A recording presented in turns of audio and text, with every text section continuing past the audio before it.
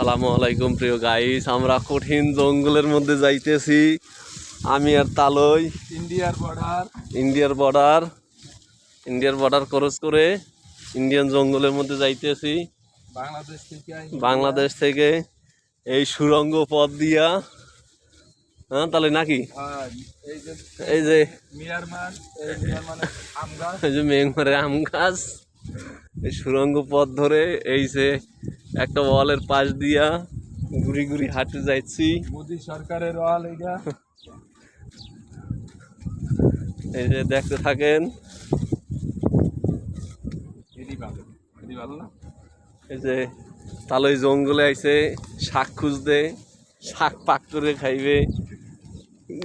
কি সেবাটা করলো, মানে তার দেশের সম্পদ, তালের দেশের সম্পদ ইন্ডিয়া। মোদি সরকার হলো দেশের সম্পদ।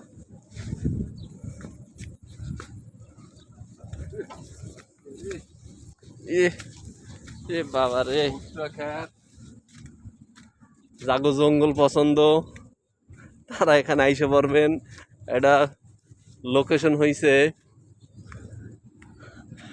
এল ইসলাম গার্মেন্টস, আর এই পাশে হয়েছে স্ট্যান্ডার্ড। এই দুই গার্মেন্টসের মাঝ দিয়ে একটা রাস্তা আছে, রাস্তা দিয়ে আসতে এই রাস্তার পিছনে। আর এইটা হইলে তুরাক নদী, যে টঙ্গী বিশ্ব ইজতেমা, টঙ্গী বিশ্ব ইজতেমার নদী হইল এইটা। এই যে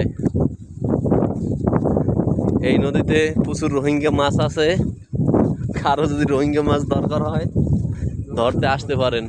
এই যে অনেকেই নৌকায়, এই যে দেখতে পান নৌকায় রোহিঙ্গা মাছ ধরে, অন্যান্য মাছও ধরে। তাই আমরা আসলাম একবার স্ট্যান্ডার্ডের পিছনে।